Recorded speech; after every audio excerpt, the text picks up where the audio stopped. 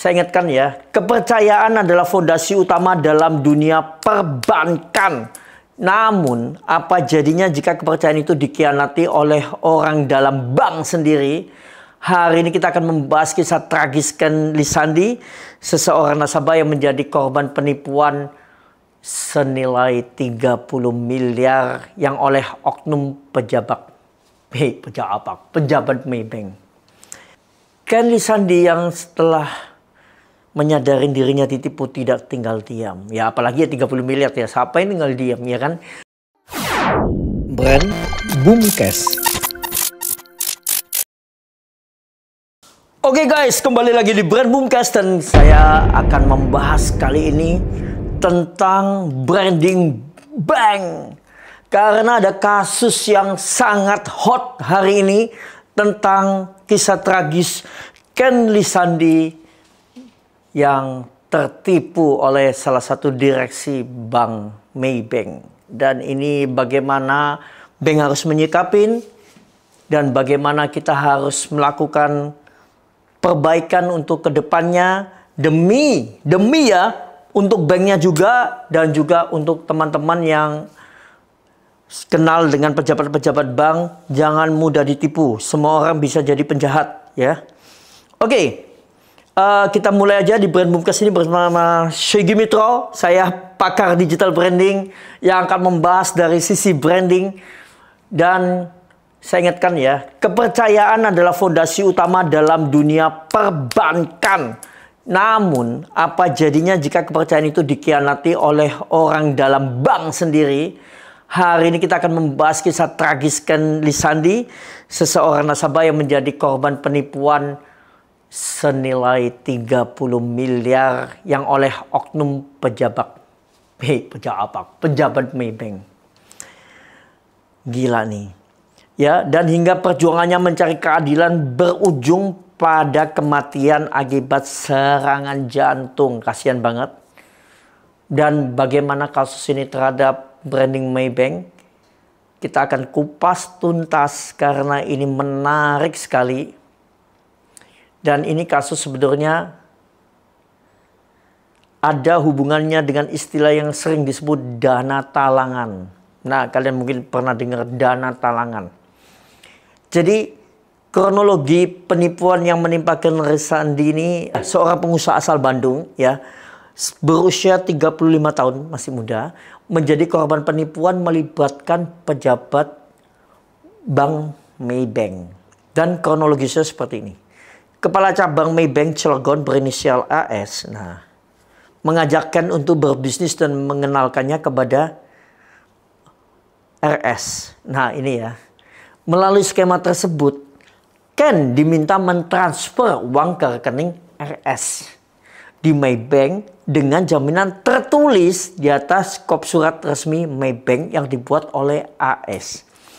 Jaminan tersebut menyatakan bahwa uang hanya akan diperlihatkan selama 2 minggu atau dipinjam selama 2 minggu dan setelah itu bisa dicairkan kembali.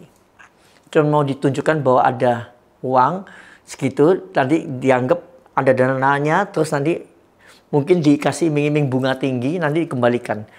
Namun kenyataannya uang 30 miliar itu justru dialihkan ke rekening istri RS di Maybank. Lalu mereka berdua menghilang. Boom.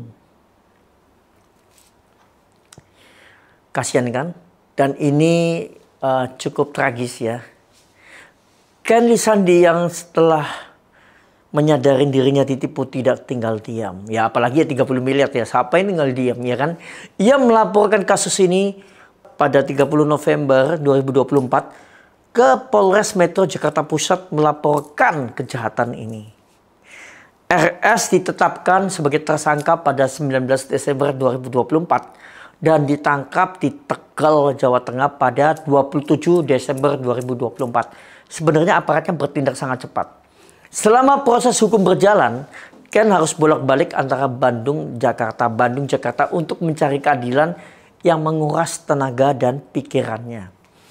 Tekanan berat akibat kasus ini diduga menjadi penyebab Ken mengalami serangan jantung dan meninggal dunia pada 10 Maret 2025 Ya kalian tahu sendiri lah, kalau di Indonesia ngurus kasus nggak bisa cepat. Pasti bolak-balik, dan ada banyak permainan, kita sih tahu, ya kan. Kalau kasus itu bisa semakin lama tuh semakin banyak uang yang harus keluar. Ini kenyataannya ya. Maaf ya kalau ada yang tersinggung. Memang ini kenyataannya. Kalau hukum bisa diperbaiki lebih cepat ya lebih bagus lah untuk Indonesia. Nah, kita ngomong sekarang dampak kasus ini terhadap branding Maybank ya.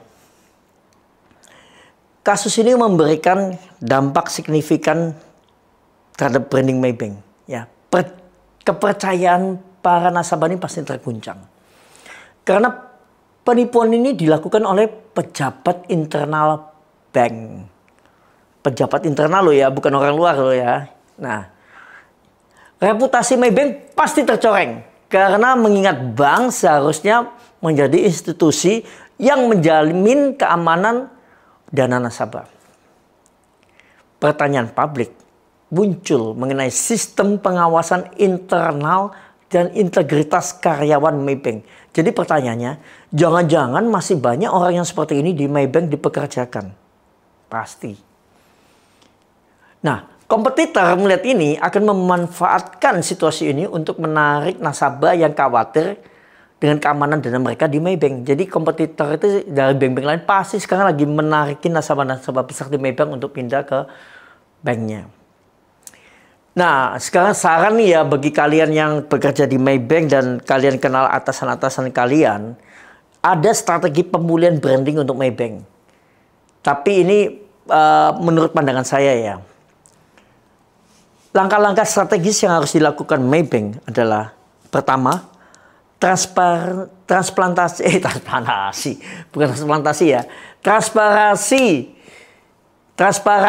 ke publik, transparan ya. Kalian harus lebih transparan mengeluarkan pernyataan resmi terkait kasus ini dan langkah yang diambil untuk mencegah kejadian serupa. Jadi harus gentle mengatakan seperti apa kejadiannya dan bercerita ke publik.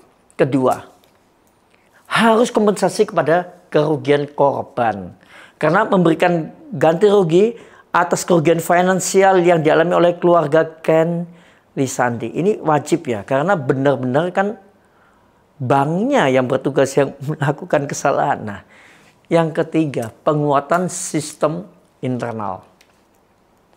Melakukan audit menyeluruh terhadap sistem dan prosedur internal untuk mencegah penipuan oleh oknum karyawan yang lain. Kemudian yang terakhir, kampanye rebranding. Meluncurkan kampanye yang menekankan komitmen Maybank terhadap keamanan dan kepercayaan nasabah. Jadi jangan sampai brand yang terekam di masyarakat ini adalah Maybank itu dipenuhi dengan pejabat bank yang suka nipu. Nah, ini yang harus dibersihkan. Kalian harus bikin branding tandingan dengan kasus ini.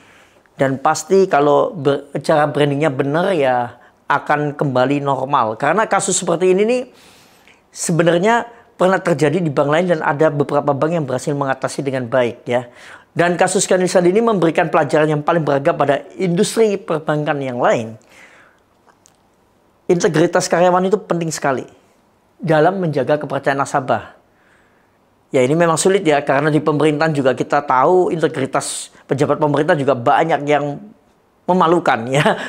Memang cari orang yang benar itu susah daripada cari orang yang nggak benar. Nah, kemudian perlunya sistem pengawasan internal yang ketat. Karena untuk mencegah penipuan berarti ada sistem di dalam bank ini yang nggak beres. Yang ketiga, transparansi dan akuntabilitasnya tuh sebagai kunci dalam memulihkan reputasi ketika krisis ini, setelah krisis ya. Jadi transparansinya ini penting banget. Jadi teman-teman, kisah Ken Lisandi ini mengingatkan kita bahwa kepercayaan adalah aset paling berharga dalam industri perbankan. Itu adalah brandingnya ya. Semoga kasus ini menjadi yang terakhir dan nggak terjadi lagi di bank-bank yang lain. Karena semua institusi keuangan dapat belajar untuk menjaga amanah yang diberikan oleh nasabahnya. Pokoknya kalian bank ya, hati-hati ya. Termasuk orang yang bekerja di bank. Kalian itu adalah pencerminan dari institusi kalian. Jadi kalau kalian melakukan kesalahan, yang kena itu keseluruhan secara global. Ya, untuk teman-teman yang suka dengan kasus ini, bukan suka ya, yang sangat sedih atau prihatin dengan kasus ini, jangan lupa share ke teman-teman yang kerja di bank. Dan kemudian follow, subscribe, bunyikan lonceng untuk ikutin bahasan saya di Brand Boomcast tentang kasus-kasus menarik lainnya, dibahas secara dalam sudut pandang branding oleh Sugi Mitro, pakar digital branding. Brand Boomcast.